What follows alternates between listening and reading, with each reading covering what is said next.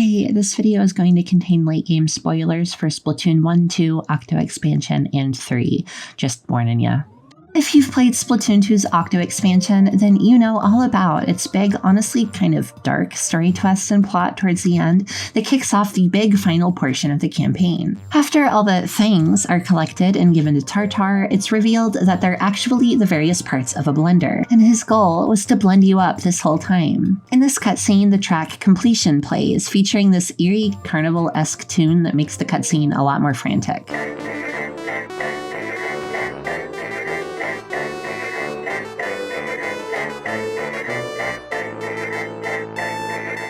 When I first played the game, I didn't think anything of it, but upon a re-listen through of the soundtrack itself more recently, I realized that the melody sounded incredibly familiar to me. But after about half a day stewing on it, it finally hit me.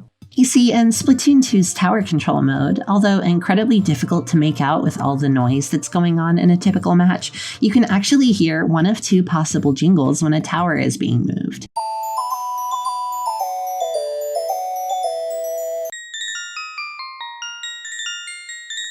You may also remember that there's tower control levels in Octo expansion as well. However, in this version, the tower's jingles are replaced with an entirely new one.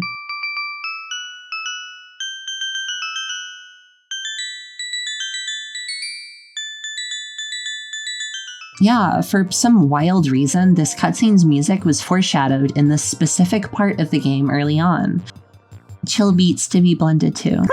Yeah, that's right, it's me, Ty the Splatoon, the Inkling from the Splatoon character. Welcome back to some more musical trivia. This time, of course, we're talking about Sploon, which is an incredibly notable series when talking about video game music. There's some amazing tunes in these games, as fans are surely aware of and have most certainly made others aware of as well. Yeah, piss gargling, I know. With how important music is to the series, it definitely makes sense that there's some good trivia to talk about in that department. In this episode, we're just going to be focusing on motifs in the series, as there are quite a few notable melodies that make frequent reappearances. I'm going to be going through each of these and talking about every known instance of them. However, as usual, with the exception of any straightforward instances like remixes of tracks that are clearly listed as being so in their titles, as, you know, those are obvious to anyone and don't need pointing out.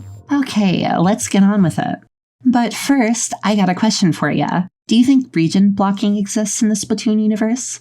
Like, do you think the Anarchy Splatcast can only be viewed in Splatsville and nowhere else? What if, say, some Octolings in Octo Valley wanted to tune in? Would they be out of luck?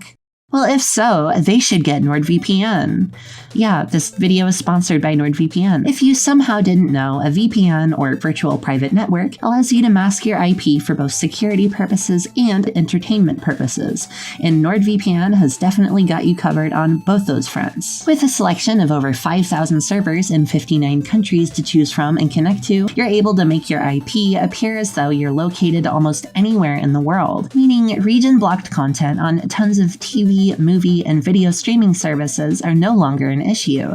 Just connect to a server in a region where said content is available and watch to your heart's content. This even extends to other types of media as well, even in the wacky gaming world. Is there a closed beta or a special event for an online game that's only available in a certain region? Maybe a specific server that's exclusive to a certain part of the world. Just connect there and boom, you're in the clear. Mash those gamer buttons. On top of the extra flow of entertainment Nord gives you, you're also given a safer online experience while using it. Your data and traffic is encrypted, meaning a ton of safety benefits, such as personal data privacy, protection against DDoS attacks, blocking of malware, and more. Its service is available on every major platform and allows up to 6 devices to be protected using it, meaning whatever you're doing online, wherever, you'll have the newfound peace of mind NordVPN security affords you.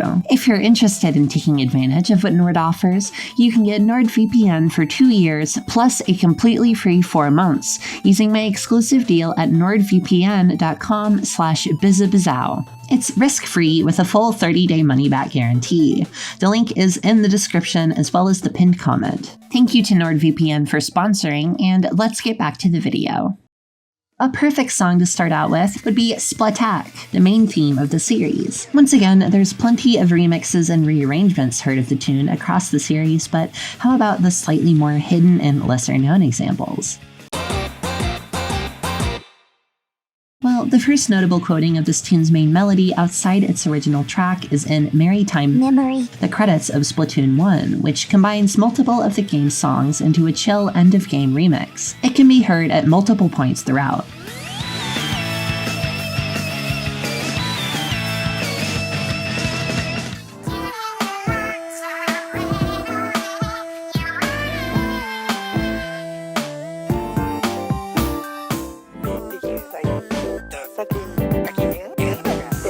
Put a pin in that track, by the way, we'll be coming back to it a few more times. The song also appears in multiple trailers, most of which just being straightforward arrangements. However, there's a couple that are worth mentioning. In the 2017 Switch presentation trailer for Splatoon 2, a version of the track Incoming plays that's pretty much identical to the one we got in-game, with the only difference being the Splattack quote added in right at the end.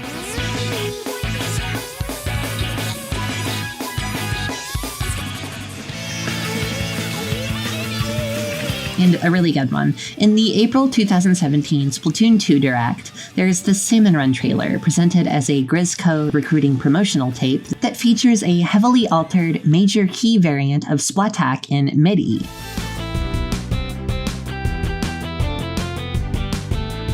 So cute and hilarious, I love it. Now in Splatoon 2 itself, we get to hear a few more sneaky references to it, specifically in Octo expansion. In the Tartar Blunder cutscene I mentioned earlier, a version of Splattack is played briefly when Agent 3 makes their grand entrance through the glass ceiling, specifically the stripped-down jam session version of the song, which was used in the tutorial music in Splatoon 1.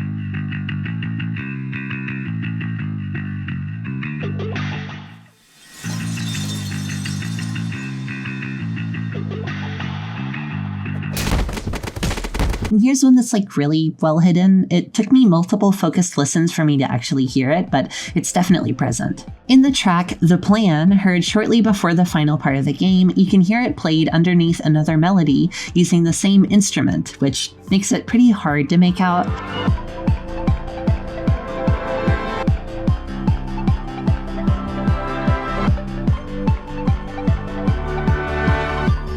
If you were unable to hear that, I don't blame you, it's pretty subtle.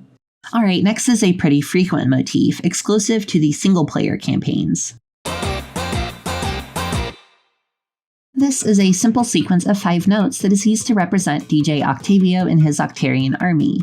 I like to call it the Octo motif, as it doesn't necessarily stem from a singular song, but people usually refer to it as the Onward motif, due to its use as the level completion jingle in Splatoon 1.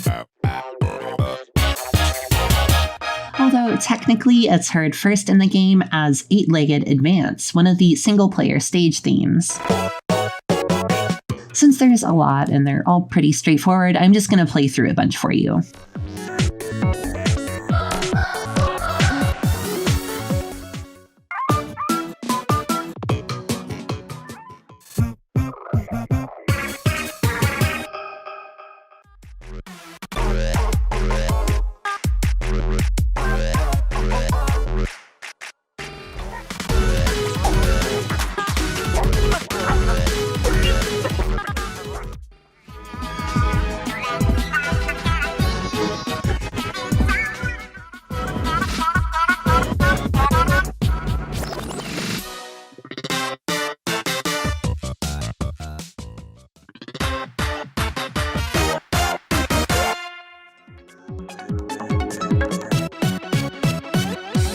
Here's a couple of really interesting ones, though, that I want to shout out individually that, in fact, both have lore relevance as well. In the Octo expansion chat logs, you're able to listen to Marina's old Ebb and Flow demo from when she was in the Octarian army. Because she was presumably using Octarian resources to create the track, the instrumentation sounds incredibly similar to Eight-Legged Advances and contains the motif as well.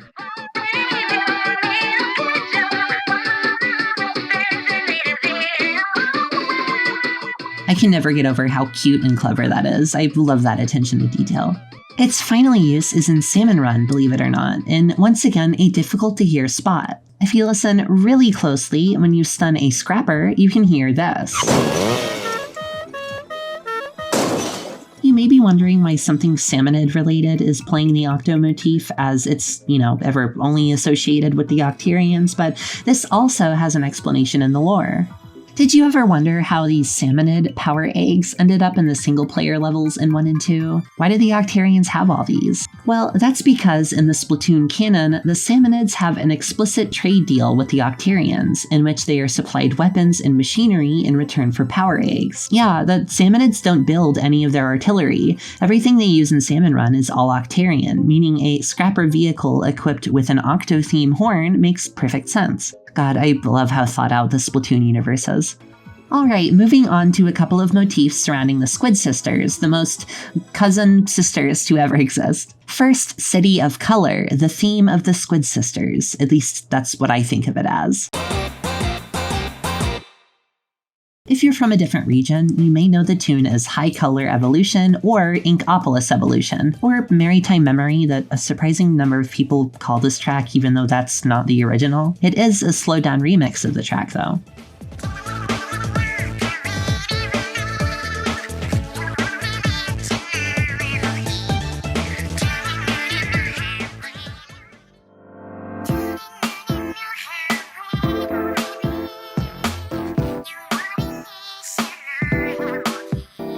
That one's pretty obvious though, what else is there? In Splatoon 2's story mode, this one crops up quite a bit, with even more cool little lore connections.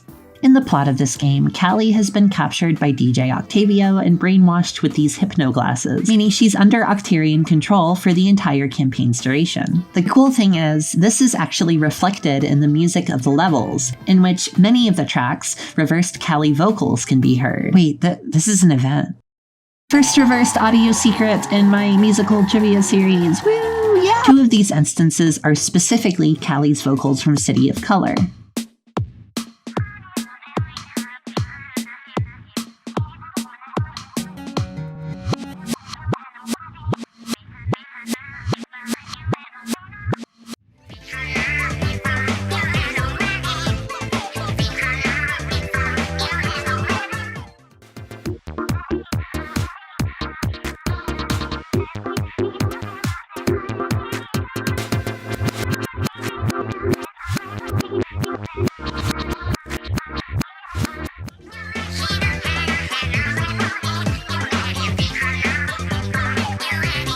The melody then comes back one more time at the final boss. When the Squid Sisters sang Spicy Calamari Inkantation after finally being reunited, the motif is mixed in.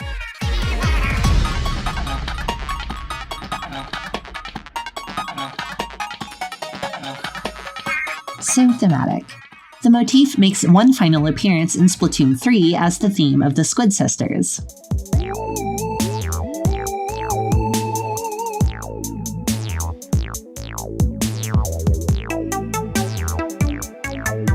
Oh, and an interesting lore tidbit I just wanted to mention. Many of you probably already know that the Squid Sisters did not write Calamari Inkantation. It's actually an old folk song from their youth that they made a cover of. Well, did you know that City of Color wasn't written by them either?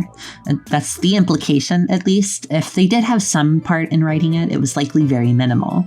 Their producer from when they were children is likely the individual responsible for its creation, as her name, HoHoToa, is the title of this track from Splatoon Live and Makuhari.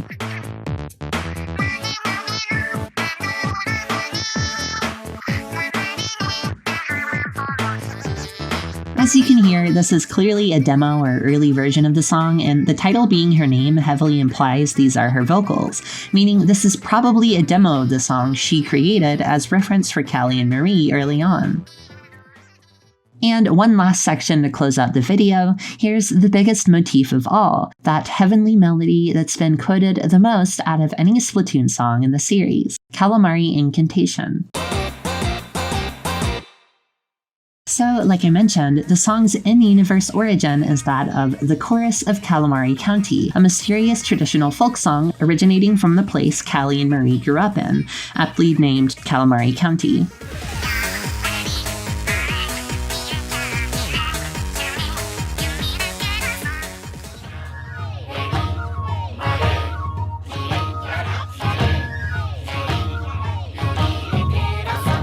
This can be heard in Splatoon, the officially released soundtrack for the first game, as well as this really cute promotional video of young Callie and Marie dancing to it. However, this version can't be heard anywhere in the first game itself.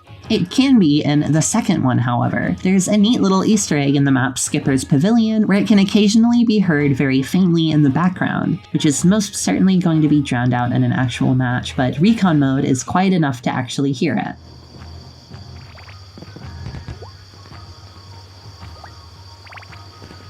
The motif itself appears many times in the first game, however, outside of its introduction in the final boss. It is yet again another melody quoted in Maritime Memory. Big surprise.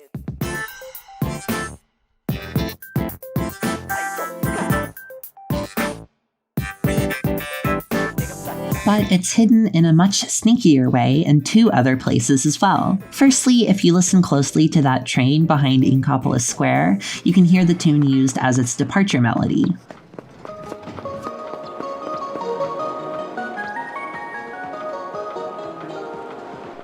And secondly, it can be found hidden in the cheekiest place of all. If you go to set up a private match and set a password, you may notice that the keys produce different notes when you move between them. The fun part is, these are all set up in a specific melodic scale that allows you to play the tune by moving the keys in a certain pattern.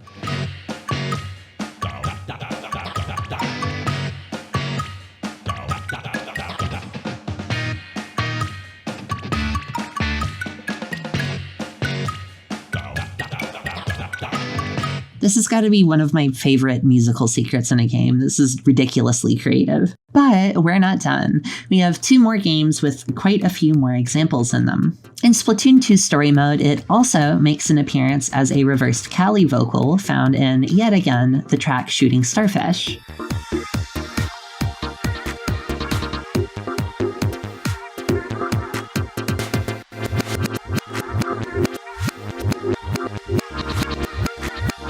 The tune does have some more plot relevance in 2, as the song is used to completely snap Callie out of her mind control trance in the final boss. I don't need to play it for you, again, it's just a remix, you've heard it before. But this is reflected in the credits theme yet again with a small portion of it, because what would be a Splatoon credits song without it?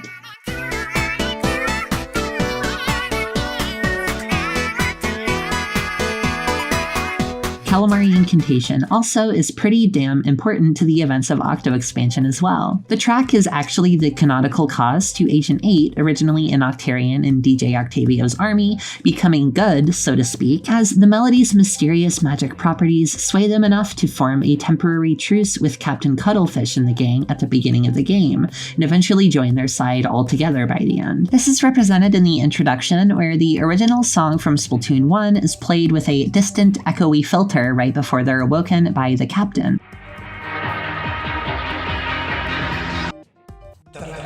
He even tells them that he heard them humming the tune before they came to, asking if this heavenly melody has been etched into their very soul. What's even more intriguing is that the song sneaks its way into a couple of other places in a way that's certainly related. If you die enough times in the escape phases towards the end and charge the skip meter, it will play the intro static noise to the song as well as its drum beat.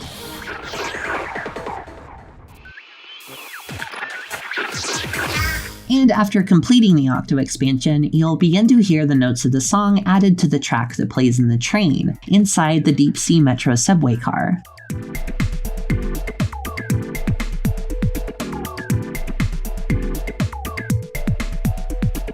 The sound director of the game, Toru Minagishi, commented on this in a Famitsu interview, saying that this is an auditory hallucination heard only by Agent 8 as a result of their returning memories. Goddamn, that's wow. On top of all that, though, this song's existence in the lore also explains why the Octolings and Marina integrated into Inkling society in Splatoon 2 and 3, as it's revealed in the chat logs that the tune also swayed them into leaving the Octarian army. Yeah, the importance of this single song to the plotlines of these games is absolutely wild, and it's amazing how well they work it into the importance of the soundtracks as well. Oh, and also, just a quick one. Remember that trailer for the final Splatfest back in 2019?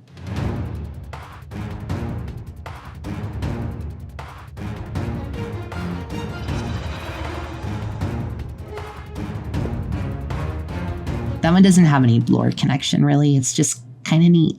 Okay, and finally, that lands us at Splatoon 3, where yet another amazing remix plays in the final battle, which also means, yeah, of course they snuck it into the credits as well.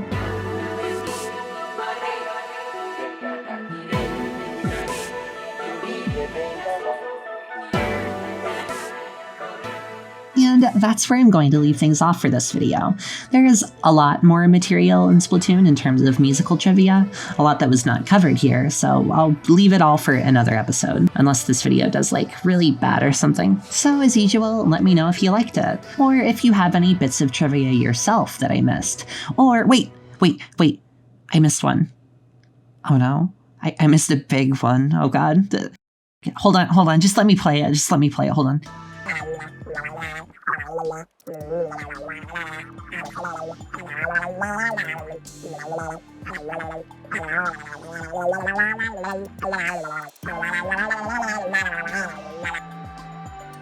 Oh my god. Hi, thank you for watching. As usual, I'd like to thank my scrunklies over on Patreon. Thank you for supporting me. Spider Bee, Goose Nerd, Just a Penguin, Jewy, Prism, April B, Creative JK, Adelaide Parade, Malin, Soy Sauce Flavored Tide Pod, Galaxy, Chico Mode, Addie Fields, Catterall, P. Williver, Schmoons, Frigid Duck, Zealous, Rubbish Bunny, Caleb Hotchtriffer, The Siderian, Goji Dragon, Awesome Ace Z, Blargan Snorf, Xeno Dude Face, Melody May, Wunga, Red Mustached Alien, Jam Toast, Pomlentine, Lily Swartzlander, Jenny, and Fedco. If you'd like to join these wonderful folks, you can check out my Patreon in the link in the description. Anyways, thank you for watching and peace out.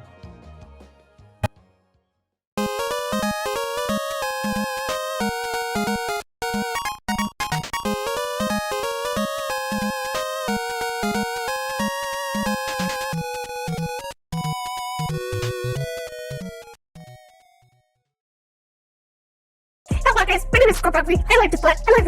I like to play. My name is Squirt Buckley. I'm so happy to be here, guys. My name is Squirt Buckley. I'm Squirt Buckley, guys. I love Splatoon. I play Splatoon on Wii U. I play Splatoon on the Nintendo Switch. I play Splatoon 3 on Xbox. I play Splatoon 4, and I love Splatoon so much. I'm so happy to be here, guys. I am